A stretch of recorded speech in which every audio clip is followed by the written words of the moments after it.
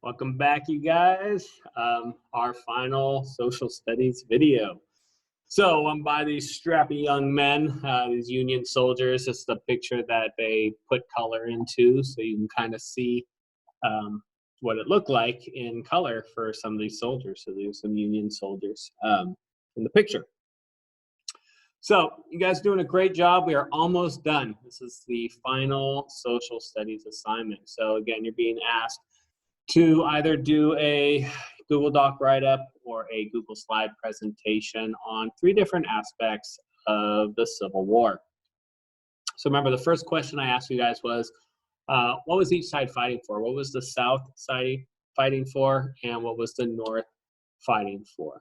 Okay, so go ahead and do that. Remember, the South wanted to secede. They wanted to pull away from the Union, and they wanted to be independent and make decisions for themselves and not be part of the Union. So that was their whole idea. Talk about that a little bit.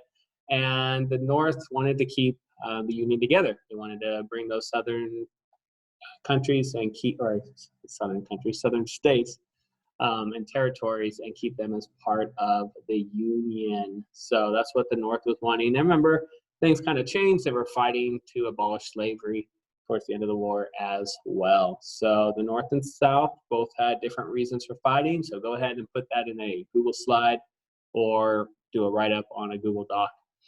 So that's what they were fighting for. Now, second part I asked is for you to mention 1 or 2 important figures, important people that were involved in the Civil War. So when you're looking at the South, you might look at someone like Robert E. Lee, main general for the South. You might look at Jefferson Davis.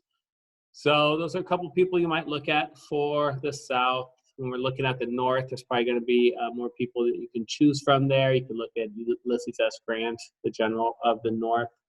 Don't forget, we have the documentary that's coming out, the 3-part miniseries on Grant on History Channel this weekend. Make sure to check that out. You might also look at Abraham Lincoln, president of the North. You might look at Clara Barton. Again, she was part of the North. So there's different people you could look at.